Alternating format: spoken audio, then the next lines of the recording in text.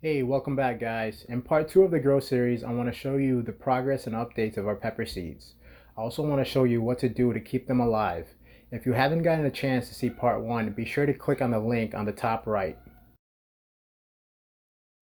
Here is the update of the seeds we germinated via baggie method. This was approximately about 6 days after, and you can see the germination rate was pretty high and successful. If you decide to go this route, be sure to check your plants periodically, like every 2 to 3 days, to see if anything has sprouted. If a week goes by and you still don't see anything, don't be alarmed. Some seeds can take up to several weeks to sprout. Just make sure that the paper towel doesn't dry out and it stays damp. Remember, water is the critical component and it needs to hydrate the enzymes inside the seeds to get them to sprout and grow. If you do notice the paper towel feels a bit dry, you can just spray or dribble more water onto it. Then zip it shut and place it back on your heating mat or somewhere warm, with or without light. Once the seeds have sprouted and are about 1/8 to 1/4 inch, it's time to plant them. When you plant them, be sure to drop them root side down and lightly cover them. You may want to use tweezers for this, but be careful not to pinch the sprouts too hard. Be sure to use a good seed starting mix or something that drains well and holds moisture. For instance, like coco coir we use for this grow. You want something fluffy and light so the roots get plenty of oxygen and are not constantly sitting in water. Here we have the seeds that sprouted in our seed starting tray. For the most part, germination rate is very good. However, there are 1 or 2 rows where nothing has germinated. Continue to water these rows. It can simply be that these seeds need a little more time to sprout. Remember, it's always good to start your seeds in a few different ways to increase your chances for success. For instance, like how we did with the baggie method and the solo cups.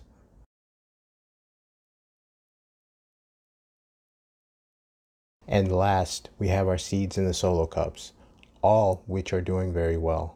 However, I did notice that the ones in the small clear cups did much better in terms of germination rate and time versus the ones in the standard solo cups and seed starting tray.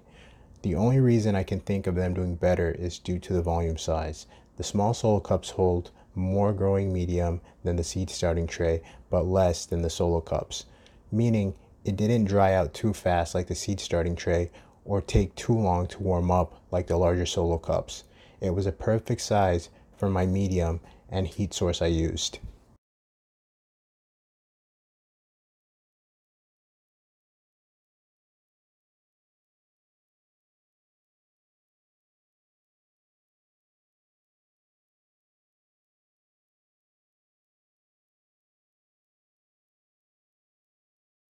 Water. It's an essential part of life. Without water, there can be no life. But did you know too much water can kill you? Well, the same can be said for plants. I often come across many posts on Facebook by new growers asking how much and how often they should be watering their plants. Well, I hate to tell you, but there isn't a magical number. There are too many variables and factors that will dictate how much and how often your plants need water. Keep in mind, not every grow media is created equal. Some drain water fast, some drain water slow, some hold moisture while others don't.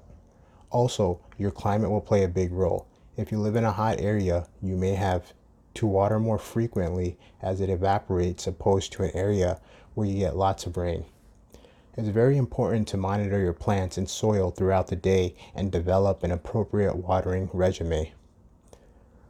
When it comes to watering seedlings, I personally like to use a turkey baster.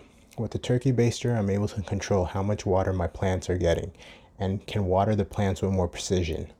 After a while, you'll be able to pick up your plants and tell by the weight whether it needs water or not. Also, make sure you have drainage holes in all of your pots or planters to prevent overwatering and root rot. Keep in mind, it's safer to underwater your plants than overwater. A plant's leaves will wilt when it needs water, and you will be surprised how quickly it will bounce back once it gets a drink. But if you overwater your plants, you will develop root rot, and there's no coming back from that. Once you run into root rot, it's basically game over. You will notice the lower leaves and stem of the plants will start to turn yellow and continue to work its way up. If you notice this and catch it early, you can try replanting in a drier media, otherwise your plant will probably not make it.